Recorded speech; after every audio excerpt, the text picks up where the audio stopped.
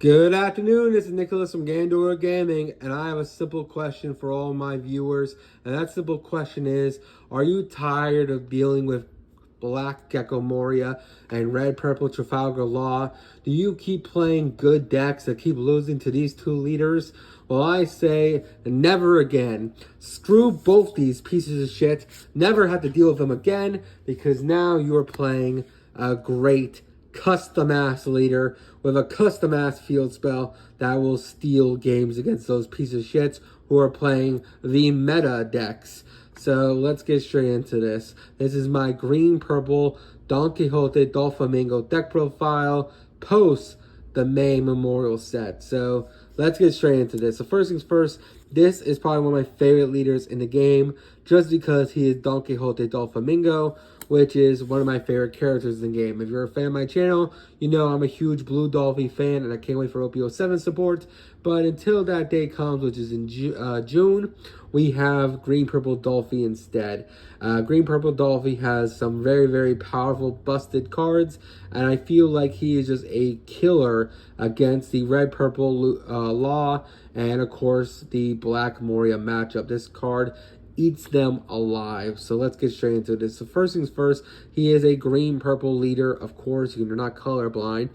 He's a 5,000 tower character that basically has the effect that during the end phase, you get the restand 2 Dawn is active.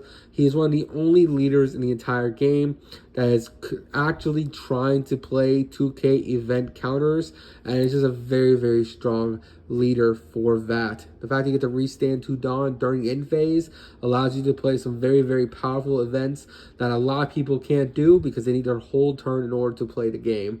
So that is our leader. This is our field spell. This is what our whole deck revolves around. This is why we kill those leaders.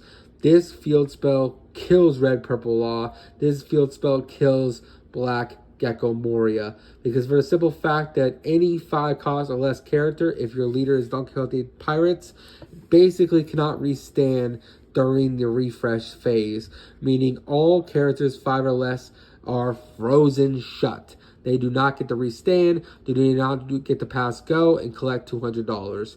And then during the end of the turn, if you have 10 Dawn, KO this card, and then KO all characters with 5 or less that are rested. This is a very, very powerful event. This is probably one of the strongest floodgates in the entire game. And unlike floodgates like Eustace Captain Kidd, they don't have the way to remove this card. You can't reduce cost of a field spell, and only one card in the entire game even deals with field spells, and that is a black card that no one plays in CP0. So until that card becomes meta, this card will cook your opponent. So let's get straight into this. This is where we want to live and die by. We want to search out Birdcage as much as possible. We want to have Birdcage up as early as possible, and we want to control it with our purple half. The purple cards allow us to reduce Dawn, to never let the Birdcage get up to 10 Dawn during the end phase, so that we can always keep Birdcage, the floodgate, live and keep our opponent from playing the game. We're also playing, of course, 10, of course, the 10 cost Donquixote Doflamingo himself, because this card is a menace to society. He is the boss monster of this leader, because of course he is. And this card on play freezes 3 characters or leaders rested. So this card says, hey, play him, and there's 3 characters or a leader rested, just freeze all of them, which is very, very powerful and very, very scary. You want to get as many of these as possible throughout the game, and then you just want to play them over and over and just keep freezing your opponent's board and keep killing them. This is probably one of the best cards in the game, and we gotta play it. Next, we're playing 4 Captain Eustace mid. This card is not mid in his deck because this card is essential to keep up our Birdcage. Not only does this card have the ability to on play or when attacking minus a Dawn, give our leader 1,000 power, making him a 6k power until the end of the next turn, but this card also keeps Birdcage alive. So if we have a Captain Eustace Kid on field and we have 10 Dawn, we can play 10 drop Donquixote Doflamingo, freeze their board, attack with Captain Eustace Kid, minus a Dawn, so we're back to 9, give our leader 1,000 power, and then basically say Birdcage is still up, Doflamingo just froze everything higher than 5 or higher, and your leader, and you're just winning games. This is just a very, very strong card. I know 7 is usually easy to out, but this card is just too good not to play. Next, we're playing 3 Diamante and 3 Queen. These are our 5K blockers. The reason why we're playing Diamante is because he is a 5K 6,000 blocker that if you put a Don him during the end phase, he restands if you have 2 Don as active, which our leader implies he'll do.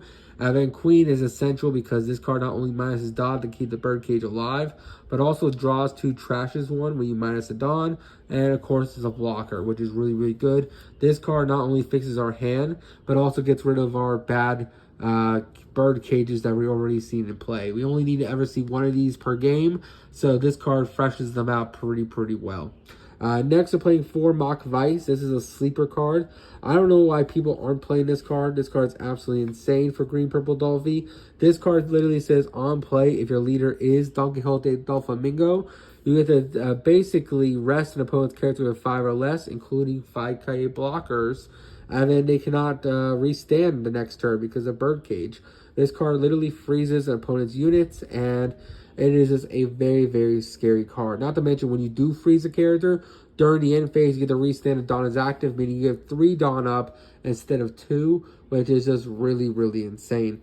Next, we're playing 4 Viola and 4 Baby 5. We're only using them as a 2K. They do have effects on field, but those effects are literally just nothing. We don't really care about them. That's why I'm not even going to go over their effects, because I have never played one of these cards in my life, because we have only ever used them as searchable 2Ks in our deck, and that's basically about it. Next, we're playing 4 Sugar, because Sugar is literally just better Mock Vice. Sugar basically says, hey, on play, rest an opponent's 4 cost or less character, and then because your leader is Donquixote Doflamingo, during your opponent's turn, when they play any character on field, you get to rest any character on field, even if they're already on field before they summon, which is absolutely insane. Now, the only thing you have to worry about Sugar is that Sugar is a low-cost, 0 attack character, so against decks like Red Purple Law and against decks like Black Moria, yes, they get to remove this card really, really easy, but this card is usually just played for its on-play effect. If you get the bonus effect on the other effect, you're just plussing, which you usually do against any other deck besides those 2, but because of Birdcage, you're already floodgating them. This card is just like bon appetit on top. Next, we're playing 4 Baby 5. This is our basically Nami searcher in the deck. Basically has the ability to basically during the main phase, rest this character, rest the Dawn, load the top 5 cards of your deck, add a Donquixote Pirates type character from your hand or type card from your hand, and put the rest in the bottom in any order.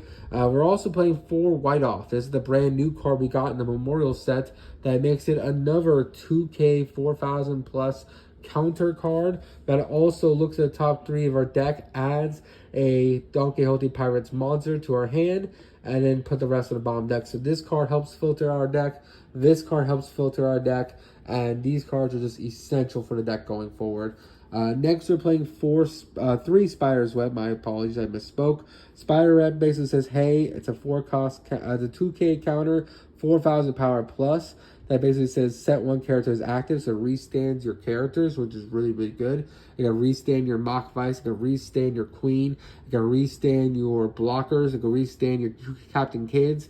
This card is just really, really good, especially when Birdcage is already on field. We're also playing 3 Pup Gibson because Pup Gibson is also just really, really good.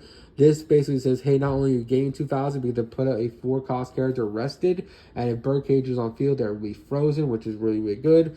And also, trigger effect, you gain 2,000 power. Trigger effect, rest any character, which is absolutely insane. And then finally, I'm playing 2 Charleston. Charleston's absolutely insane.